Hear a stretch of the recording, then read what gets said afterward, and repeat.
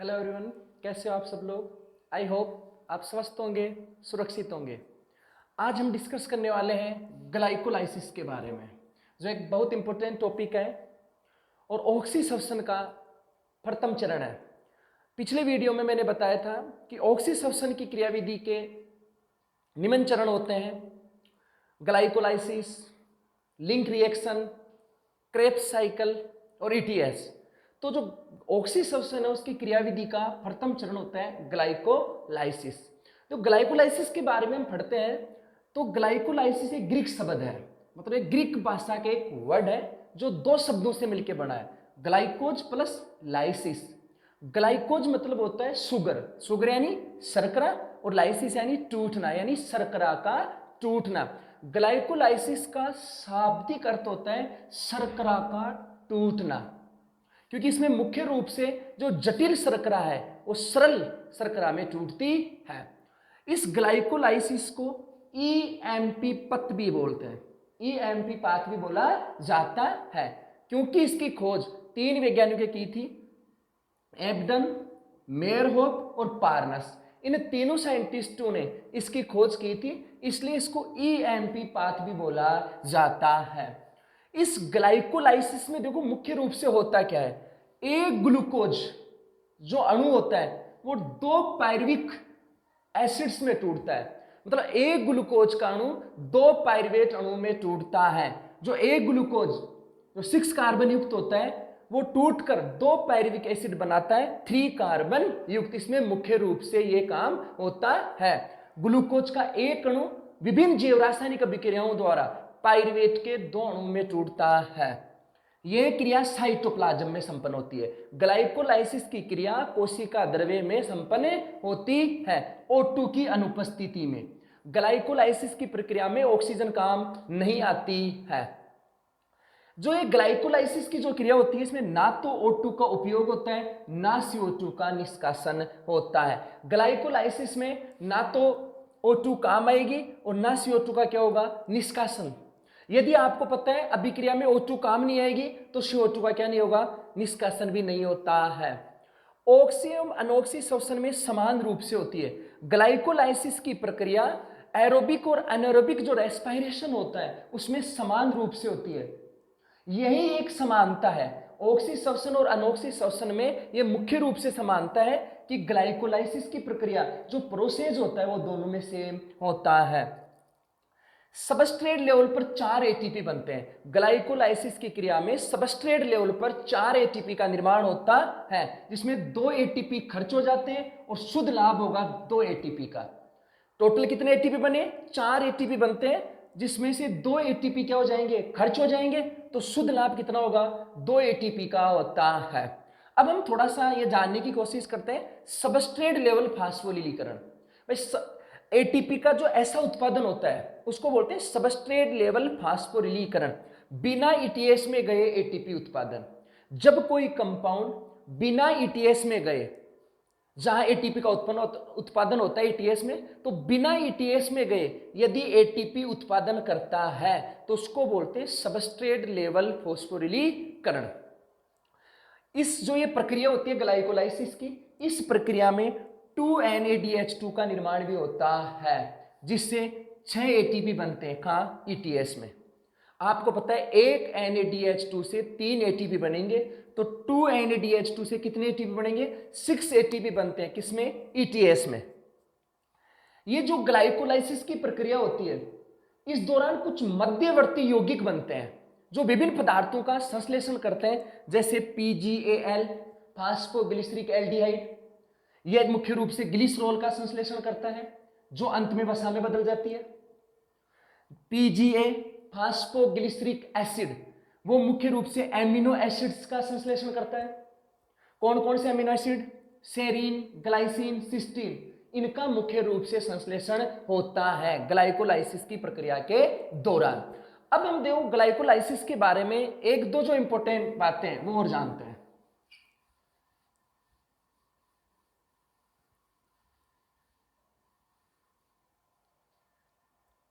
देखो ग्लाइकोलाइसिस एक रैखिक पाथवे है, मतलब ग्लाइकोलाइसिस एक क्रम से होने वाली क्रिया है जिसमें 10 अभिक्रियाएं होती हैं। ग्लाइकोलाइसिस की प्रक्रिया 10 अभिक्रियाओं में संपन्न होती है, और जो एक ग्लूकोज का अणु 2 पाइरुवेट के अणु में टूटता है उसमें टोटल 10 अभिक्रियाएं होती हैं। इनमें से फर्स्ट, थर्ड एवं 10वां पद अणु उत्क्रमणीय होता है। मतलब इन 10 अभिक्रियाओं में से फर्स्ट, थर्ड और 10वां पद क्या होता है? अणु उत्क्रमणीय होता है। बाकी जो 7 पद है वो उत्क्रमणीय होते हैं, यानी रिवर्सिबल होते हैं। और ये 3 फर्स्ट, थर्ड एवं 10वां पद क्या होगा? नॉन रिवर्सिबल होता है। ध्यान रखना, ग्लाइकोलाइसिस एक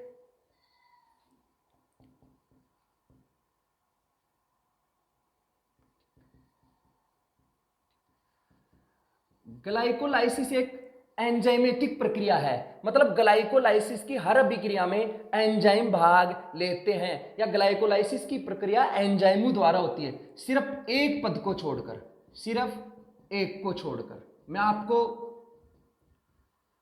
अभी आगे जब हम ग्लाइकोलाइसिस के बारे में विस्तार से पढ़ेंगे तब बताऊंगा कि ग्लाइकोलाइसिस की सभी अभिक्रियाओं में एंजाइम काम आते हैं, सिर्फ एक को छोड़कर। उस अभिक्रिया में एंजाइम काम नहीं आता है।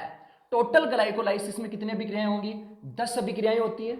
दिन में से 3 फर्स्ट, थर्ड एवं जो 10वां पद होता है वो नॉन रिवर्सिबल होती है, और बाकी जो 7 बच गए वो रिवर्सिबल होती है। और यह एक एंजाइमेटिक प्रक्रिया है, सिर्फ एक को छोड़कर, एक में एंजाइम काम नहीं आता है। यह थी ग्लाइकोलाइसिस के बारे में जो साधारण जानकारी थी। अब इसके बारे में विस्तार से पढ़ते हैं। अब हम ग्लाइकोलाइसिस के बारे में विस्तार से पढ़ते हैं। जो ग्लाइकोलाइसिस की प्रक्रिया में 10 अभिक्रियाएं होती हैं, 10 अभिक्रियाओं के बारे में विस्तार से हम चर्चा करते हैं। देखो, ग्लाइकोलाइसिस में मुख्य रूप से क्या होता है? एक ग्लूकोज का अणु लेते हैं और उसको 2 पायरुविक एसिड में तोड़ते हैं। यानी देखो, मैंने यहाँ पे ग्लूकोज का एक अणु लिया है और लास्ट में उससे पायरुविक एसिड के कितने अणु बनाएंगे? 2 अणु बनाते हैं। तो देखो, इस क्रिया में सर्वप्रथम क्या होता है? जो ग्लूकोज का एक अणु है वो हेक्सोकाइनेज एंजाइम की उपस्थिति में क्रिया करके, किससे? एटीपी से क्रिया करेगा। ग्लूकोज का एक अणु लिया हमने, हेक्सोकाइनेज एंजाइम की उपस्थिति में एटीपी से क्रिया करके ग्लूकोज 6 फॉस्फेट में बदल जाता है।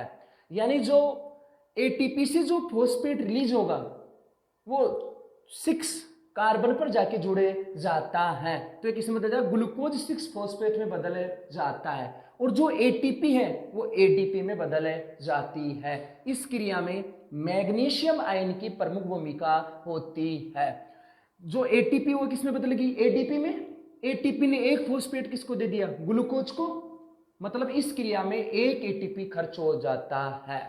और मैंने आपको बताया था कि जो फर्स्ट अभिक्रिया होती है ग्लाइकोलाइसिस में वो नॉन रिवर्सिबल होती है। और इसमें क्या होता है? ग्लूकोज किस में बदलता है? ग्लूकोज 6 फॉस्फेट में बदलता है। ग्लूकोज 6 फॉस्फेट को रॉबिन्सन एस्टर भी बोला जाता है। यह अधिकांश नीट के एग्जाम में क्वेश्चन पूछा जा चुका है।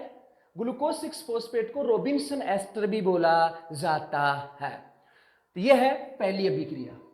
दूसरी अभिक्रिया में क्या होगा? जो ग्लूकोज 6 फॉस्फेट है वो आइसोमेरेज एंजाइम की उपस्थिति में फ्रक्टोज 6 फॉस्फेट में बदले जाता है, यानी अपने समायोगी यौगिक में बदले जाता है। ग्लूकोज 6 फॉस्फेट आइसोमेरेज एंजाइम की उपस्थिति में किसमें बदल गया? फ्रक्टोज 6 फॉस्फेट में बदले जाता है। यह है दूसरी अभिक्रिया। और इस फ्रक्टोज 6 फॉस्फेट को न्यूब्रक्स एस्टर भी बोला जाता है। फ्रक्टोज 6 फॉस्फेट को क्या बोला जाएगा? न्यूब्रक्स एस्टर भी बोला जाता है। और ये जो अभिक्रिया होती है वो रिवर्सिबल होती है। ये अभिक्रिया क्या होगी? रिवर्सिबल होती है। कौन सी? दूसरी अभिक्रिया।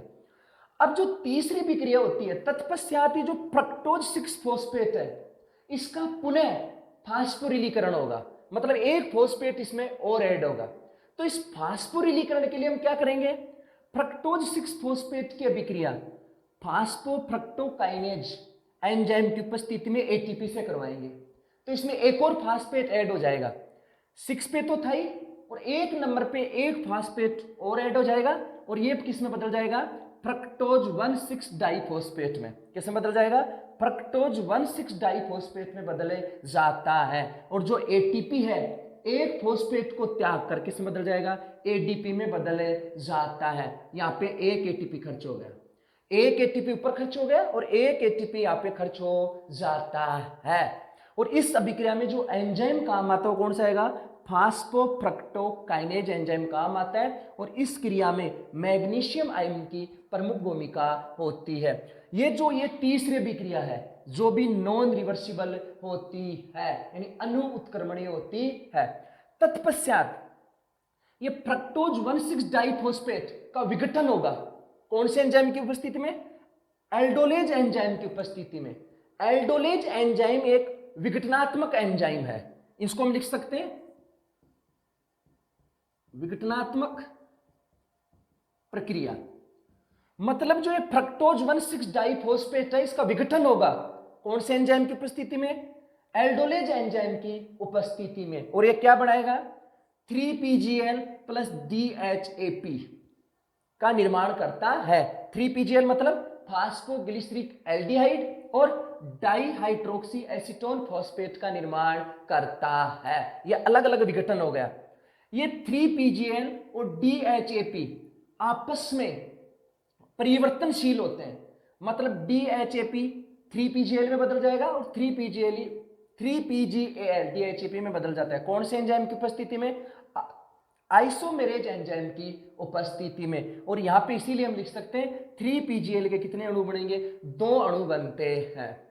तत्पश्चात ये 3PGL फॉस्फेट से क्रिया करके, यहाँ पे 3PGL के 2 अणु थे तो हमने फॉस्फेट के भी कितने अणु लिए, 2 अणु लिए, H3PO4 से क्रिया करेगा तो इसमें एक और फॉस्फेट ऐड हो जाएगा और ये किसमें बदल जाएगा, 1,3 डाई-PGL में बदल जाता है। PGAL था, ये फॉस्फेट से क्रिया करके किसमें बदल गया, 1,3 डाई-PGAL में बदल जाता है। अब यहां पे ध्यान रखना, इस अभिक्रिया में एंजाइम काम नहीं आता है।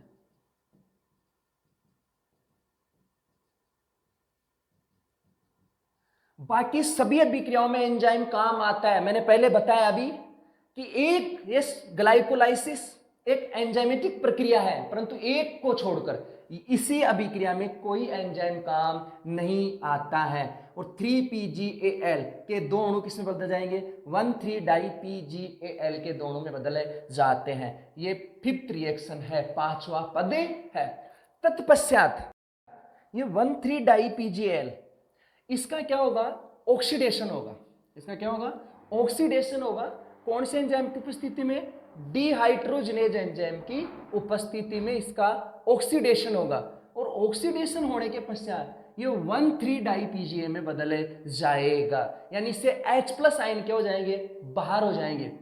उन मुक्त H+ आयनों को कौन ग्रहण करेगा, NAD ग्रहण करेगा और इस NAD का NADH2 में अपचयन हो जाएगा। यानी जो यहां से 1,3 डाई-PGAL से जो H+ आयन मुक्त हुए थे उनको कौन ग्रहण करेगा, NAD ग्रहण करके 2NADH2 में बदले जाता है।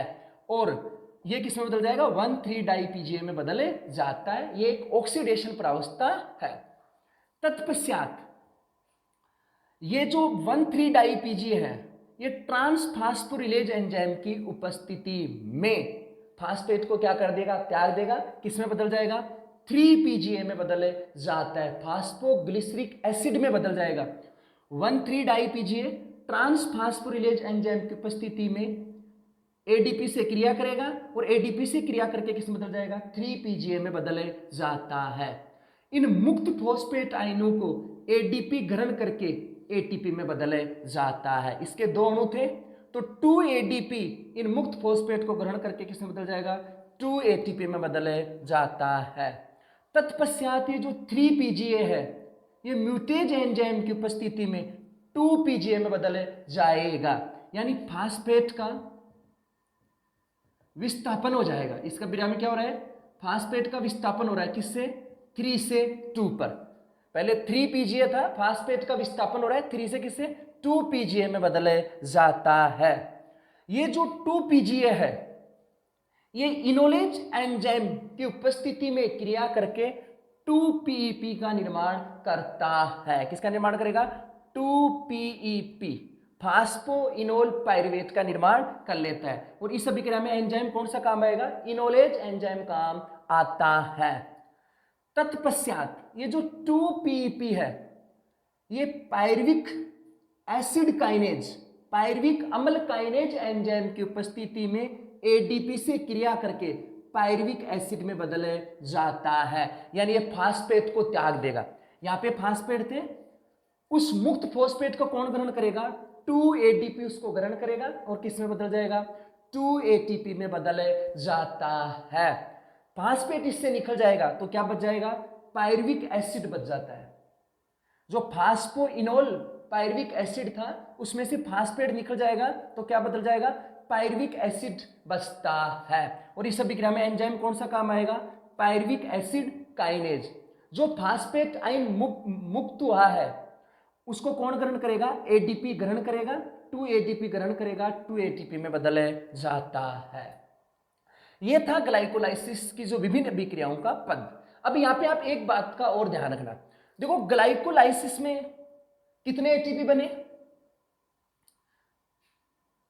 2 ATP यहां बने और 2 ATP इस अभिक्रिया में बनते हैं। टोटल कितने ATP बने? 4 ATP।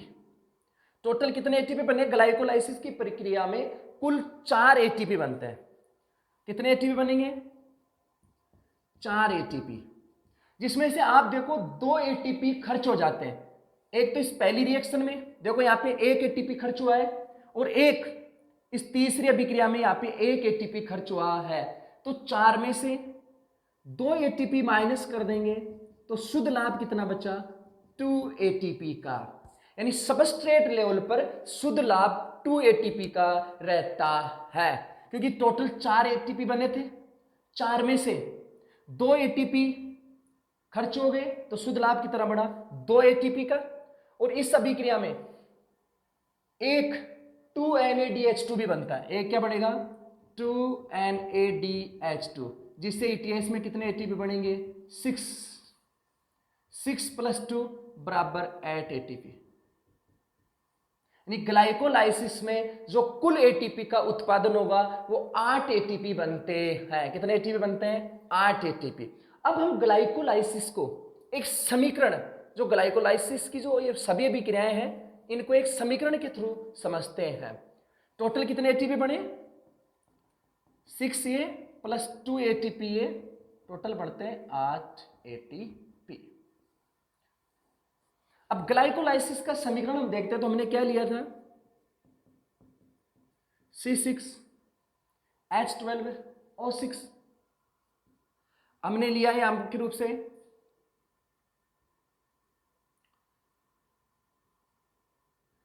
4 ADP, 2 ATP और 2 PT, जो इनऑर्गेनिक फॉस्फेट। इससे क्या बना? जो ग्लूकोज था, ग्लूकोज का हमने लिया था एक अणु। जो ग्लूकोज था वो तो किसमें बदल गया? पायरुविक एसिड में, C3H6O3, इसके 2 अणु, और इसको हम शॉर्ट में बोल सकते हैं पायरुविक एसिड। जो 4 ADP लिए थे वो किसमें बदल गए? 4 ATP में। जो 2 ATP हमने खर्च हुए थे वो किसमें बदल गए? 2 ADP में बदले जाते हैं। 2 ATP किसमें बदल जाएगा? 2 ADP में बदले जाता है। टोटल 4 ATP बने हैं, 2 ATP खर्च हो गए हैं। टोटल 4 ATP बने, 2 ATP खर्च हो गए, इसलिए अतः शुद्ध लाभ 2 ATP का होता है। आज के लिए इतना ही काफी है। यदि हमारे वीडियो आपको पसंद आ रहे हैं तो इनको आगे से आगे शेयर कीजिए और हमारे चैनल को सब्सक्राइब कीजिए। Thank you, all the best. मिलते हैं नेक्स्ट वीडियो में नेक्स्ट टॉपिक के साथ।